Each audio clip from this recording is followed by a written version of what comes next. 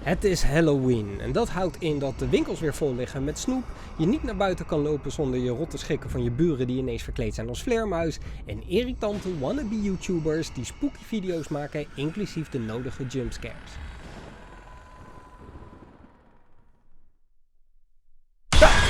Wie vindt dat nou leuk? Bayonetta! Wat? Bayonetta! Bayonetta is een heks? Bayonetta. Bayonetta is een actiegame die oorspronkelijk uit is gekomen op de Xbox 360 en PlayStation 3. Regisseur Hideki Kamiya had op dat moment al naam gemaakt met Capcom-titels als Resident Evil 2, Devil May Cry en Beautiful Joe. Geen lullig lijstje, in ieder geval. Maar toen Capcom de stekker trok uit dochterbedrijf Clover Studios, waar Kamiya nog even de culthit Okami regisseerde, kwamen de meeste Clover-artiesten, na wat juridische rompslomp, terecht bij Platinum Games. Een volledig nieuwe studio die een deal had getroffen met niemand minder dan Sega. De gamegigant zag het wel zitten om minimaal de eerste 4 games van Platinum uit te brengen. En ja, één van die titels was Bayonetta. Nu staat deel 3 op het punt van uitkomen, met een behoorlijke controverse waar ik later in deze video op terugkom. Maar laten we beginnen met het debuut. Op 29 oktober 2009 kwam in Japan Bayonetta uit. Wij westerlingen moesten een paar maandjes wachten tot januari van 2010. De game werd positief ontvangen, maar verkocht niet zo goed als dat Sega en Platinum eigenlijk wilden, waardoor Bayonetta al binnen een paar maanden in de budgetbakken kwam te liggen. En dat inspireerde deze jongen om zijn YouTube-carrière te beginnen met de langlopende YouTube-serie van 3 afleveringen, de Budgetbak. Met als eerste video-review Bayonetta. Het laatste laat ik heel even bezinken. Op je voeten gemonteerd hebt zitten. Maar hoe interessant het ook is de Xbox 360 versie te bespreken en die te vergelijken met de slechte rapport op de PlayStation 3, wil ik het eigenlijk hebben over de derde versie die in 2014 uitkwam op de Wii U. Want dit verhaal is veel interessanter. Alle gameplaybeelden die je verder in deze video gaat zien, komen dan ook van deze versie. Bayonetta is dus een actiegame, maar dan wel een bizarre actiegame. Het maakt niet uit als jij denkt dat je alles wel een keer gezien hebt, Bayonetta is uniek. Het is een verhaal over engelen en demonen in een eeuwigdurende oorlog tussen de hemel en de hel. Het is aan de Lumen Sages, de krijgers van het licht, en de Umbra Witches, de heksen van de donkere kant, om de balans te bewaren. En wij mensen, wij leven hier gewoon tussen. Geen idee van de heilige strijd die gaande is tussen de hemelse en helse wezens, en geen benul van Bayonetta, de Umbra Witch die de bijbelse strijd aangaat op een onorthodoxe manier. Dat heb je dus niet geleerd op zondagschool. En ja, dan kom je bij een duidelijke realisatie. Bayonetta is niet alleen een heks, je kan haar ook zien als een echte dominatrix. Eentje die trots is op haar seksualiteit en niet bang is dat te laten zien. En voordat je gelijk je hooivorken slijpt en roept dat mannen allemaal viezerikken zijn dat we zo'n overgeseksualiseerd personage ontwerpen, dit is haar designer. We zijn allemaal vies. Dat is oké. Regisseur Hideki Kamiya haalde zijn inspiratie voor de game vooral uit Europa. Dat merk je uit het design van de omgeving, maar ook aan Bayonetta zelf. Vroeger geloofden we in Europa namelijk dat heksen hun kracht haalden uit hun haar. En dat vond hij zo fascinerend dat hij Bayonetta een Wicked Weave gaf. Bayonetta gebruikt haar haar om te vechten, met het detail dat haar haar zo lang is dat ze het gebruikt als outfit. Doet Bayonetta dus vette combo's of haar climax moves, dan zie je dus steeds meer huid van onze heldin. En dat krijg je wat te zien. De actie is namelijk razendsnel. En hoewel je best ver komt door steeds dezelfde combo's te gebruiken, beloont het spel spelers die de game echt goed spelen. Dus experimenteer met het uitgebreide combo systeem en zie hoe de brute en bloederige actie van je scherm afspat. De game kan goed uitdagen, maar dat ligt ook aan de keuzes die je maakt als speler. Tussen alle levels door krijg je de kans om in de shop The Gates of Hell upgrades, moves en items te kopen. Maar alles is duur, dus denk goed na voordat je je zuurverdiende halo's uitgeeft aan een item om andere outfits te kopen voor Bayonetta, die je daarna ook nog apart moet kopen, want je kan het jezelf best lastig maken. Het puntensysteem van Bayonetta nodigt dan ook uit om het spel te herspelen. Heb je alle collectibles gevonden, zoals LP's die je inruilt voor nieuwe wapens, of pagina's uit het dagboek van een journalist? Kun je met andere combo's beter presteren? Gebruik je de dodge correct om witch time te activeren, waardoor vijanden even in slow motion bewegen? Zo simpel als dat de controls lijken, zo uitgebreid kan je het voor jezelf maken. Bayonetta heeft actie voor spelers van elk niveau en het ziet er altijd spectaculair uit. En dat is naar mijn idee de belangrijkste reden waarom Bayonetta 13 jaar na release nog steeds op handen wordt gedragen. Dan resteert me om jullie alleen nog wat te vertellen over het verhaal, maar eigenlijk wil ik daar niet te veel op ingaan om spoilers te voorkomen.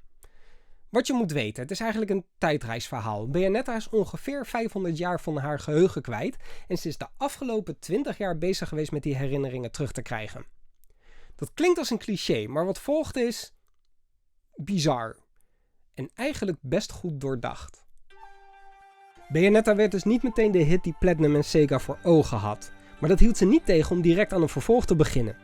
Platinum ging hard aan het werk totdat Sega met een nare mededeling kwam. 2012 was geen goed jaar voor Sega. Er was een economische crisis gaande en Sega moest projecten schrappen om het hoofd boven water te houden.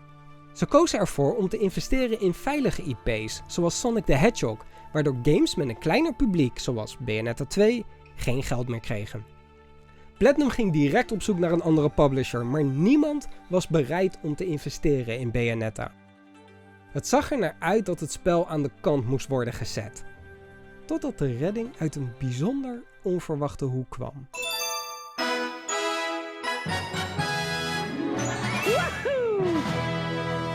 Nintendo was in dit geval de reddende engel. De ontwikkeling van Bayonetta 2 werd opgepikt en de game werd aangekondigd als een exclusive voor Nintendo's Wii U. En het internet was, super enthousiast. Fans waren niet blij. Nintendo had al een kindvriendelijk imago, waardoor velen dachten dat Bayonetta veel van haar geweld en seksualiteit zou verliezen. En daarnaast zou de Wii U snel de zwakste console op de markt worden als de PS4 en Xbox One zouden uitkomen. Maar Kamiya-san ging gewoon door met de ontwikkeling, blij dat zijn kindje gered was. Toen een fan hem dan ook vroeg of hij teleurgesteld was dat hij Bayonetta moest ontwikkelen voor inferieure hardware, reageerde hij gewoon met: is je moeder teleurgesteld met haar inferieure zoon? Echt, deze man. Je kan hier dan ook van vinden wat je wil, maar het feit blijft, zonder Nintendo was er geen Bayonetta 2. En dus kwam de sequel gewoon uit op de Nintendo Wii U. Japan kreeg de game in september 2014, wij in het westen een maandje later. En als extraatje werd de originele game ook geport naar de Wii U, zodat gamers die de eerste game gemist hadden op dezelfde dag de kans kregen om de brute actie van Bayonetta te ervaren. En het werd snel duidelijk dat de angst van de fans onterecht was. De port van Bayonetta 1 was een opgepoetste versie van de Xbox 360 game. Er werden wat technische mankementen opgeschoond en er werden wat extra's toegevoegd, zoals kostuums gebaseerd op bekende Nintendo-personages. Want jij herinnert je Nintendo misschien als kindvriendelijk, maar als je Bayonetta ziet vechten in kostuums als dit, dan moet je je serieus afvragen of jouw idee van Nintendo wel helemaal klopt. Prinses Peach! Tijdens de ontwikkeling werkte Hideki Kamiya nauw samen met Nintendo. Hij vroeg zich met regelmaat af of Nintendo wel oké was met de sexy ontwerpen van Nintendo's IP's. Maar elke keer als hij toestemming vroeg, kreeg hij als feedback: ze mag wel wat meer decolleté laten zien hoor. Nintendo. Daarnaast werd er touchscreen support toegevoegd voor als je echt masochistisch bent en toegang tot de Miiverse, waar Nintendo in 2017 de stekker uittrok. Dus daar heb je niks meer aan. De port werd gebundeld met speciale versies van Bayonetta 2, waaronder deze First Print Edition. Deze versie beschikt niet alleen de 2 games, maar ook nog een leuk artboekje dat heel onhandig in de doos zit weggewerkt waar de games in zitten. Nu heeft de verpakking wel de vorm van The Book of Angels. Dus dat is dan wel weer tof. Tijdens de Wii U-generatie was er een periode dat het praktisch onmogelijk was om gelimiteerde uitvoeringen van games te pakken te krijgen. Scalpers waren je eigenlijk altijd voor om vervolgens de games tegen belachelijke bedragen op internet te zetten. En het was dan ook om die reden dat ik Bayonetta 2 bij 2 verschillende winkels had gepre-orderd, met het idee dat ik één pre-order cancelde als ik de andere binnen had. Oeps. Ik heb om die reden mijn dubbele nooit durven door te verkopen. Dus ik zie hem nu gewoon als mijn appeltje voor de dorst.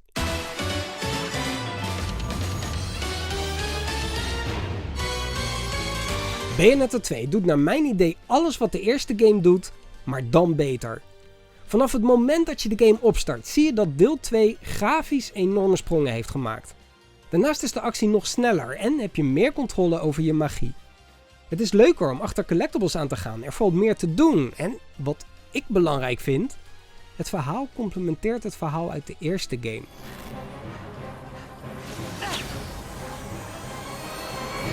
Ook nu wil ik er niet te veel op ingaan om spoilers te voorkomen, maar er zal een heleboel op zijn plek vallen.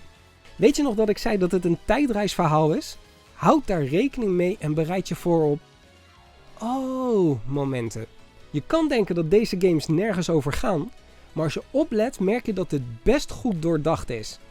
Kijk, de nadruk ligt nog steeds op de actie en Bayonetta haar uitstraling. Maar het verhaal en de presentatie hiervan mag er ook best wezen. Wat ik in deel 2 wel mis, is Angel Attack. In de eerste Bayonetta speelde je tussen de levels door een arcade game, waar je extra geld of items mee kon winnen. Best jammer dat dat eruit is gehaald, maar je krijgt er wel een snelle en vloeiende topgame voor terug.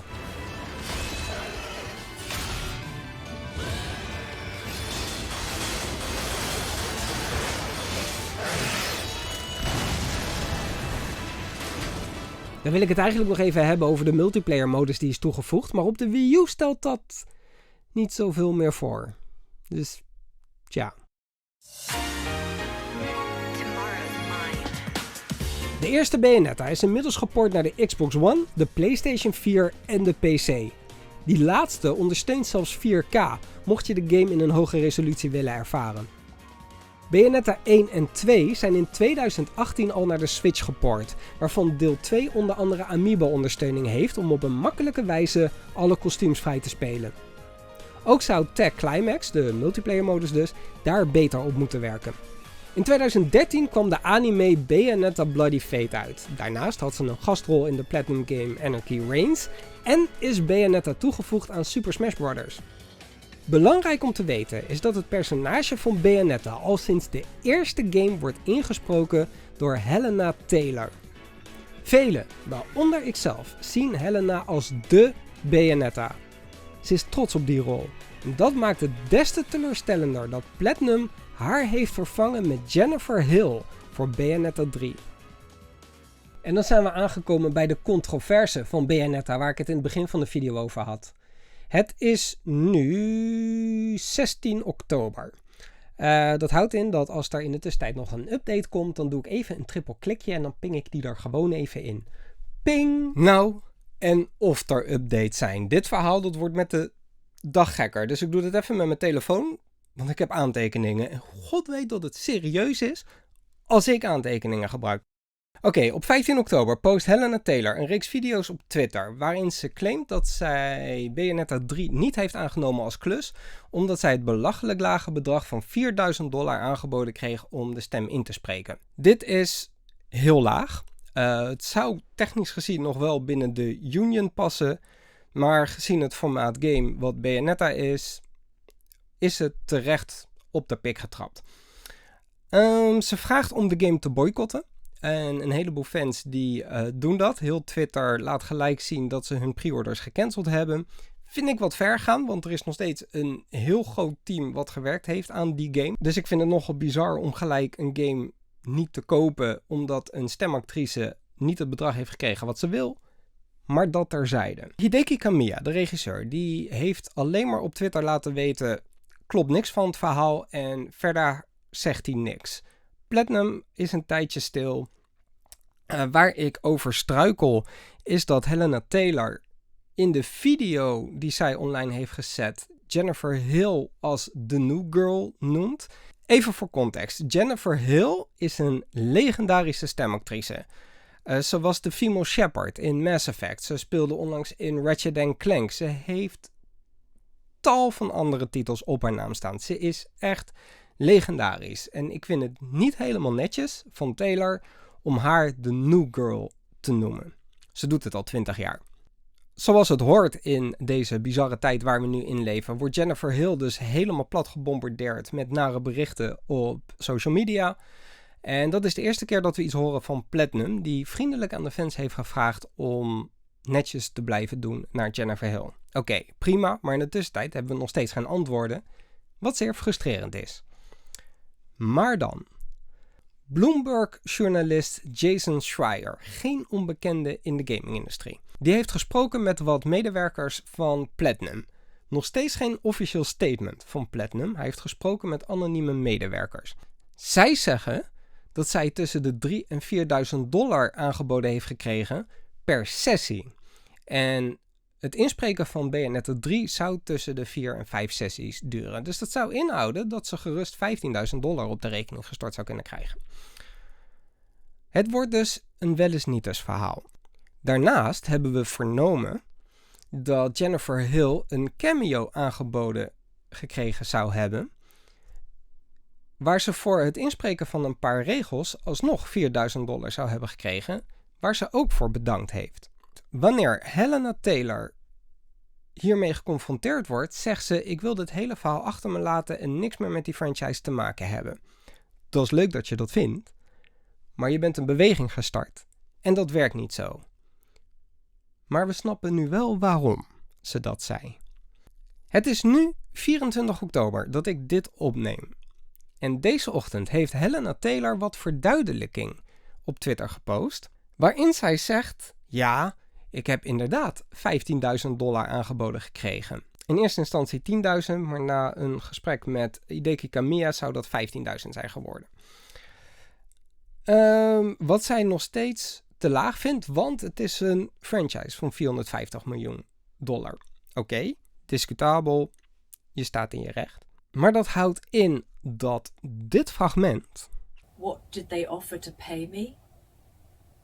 The final offer to do the whole game as a buyout, a flat rate, was $4,000. Dus een leugen was. Ze zegt heel duidelijk: flat rate voor the entire game $4.000. Toen ze dat weigerde, kreeg ze na een paar maanden de vraag of ze nog die cameo wilde doen. Heeft ze nu ook toegegeven. En dat was $4.000. Nu kan het discutabel zijn met of zij wel of niet gelogen heeft. Ik vind van niet, want ze zegt heel duidelijk in de eerste video: wat vonden ze me waard? Voor de hele game $4.000. En dat is dus niet waar. Maar dit is nu het ding. Ik ben er niet helemaal van overtuigd dat Helena Taylor het kwaad bedoelt. Ik denk dat er heel veel miscommunicatie is geweest. Het is het risico van zaken doen met een developer in Japan, die de Engelse taal niet altijd even goed machtig is. Neemt niet weg, in die eerste video heeft ze gelogen. En in de video's die ze gepost heeft, is ze heel respectloos geweest naar Jennifer Hill. En dat is niet zo handig. Dus voor nu. Ik vind boycotten überhaupt vrij ver gaan. Ik ben het ermee eens dat er gesproken moet worden over de salarissen in de gaming-industrie. Ik ben er eigenlijk van overtuigd dat er in alle industrieën op het moment goed gesproken moet worden over salarissen. Neemt niet weg dat Helena Taylor dit iets wat verkeerd heeft aangepakt. Dit had allemaal iets respectvoller gekund. En ik denk dat de boycott daarom ook direct van de kaart is. En ik vraag me af wat voor gevolgen dit gaat hebben voor Helena Taylor haar carrière. Het zal niet heel veel goed zijn, in ieder geval. Maar laten we even eindigen met iets positiefs. Jennifer Hill is een fantastische stemacteur en meer dan een waardige opvolger. Of jij de game wil boycotten, dat ligt helemaal aan jou. Maar met deze informatie kijk ik er enorm naar uit om met deel 3 aan de slag te gaan. De rest van de ontwikkelaars verdienen dat immers ook.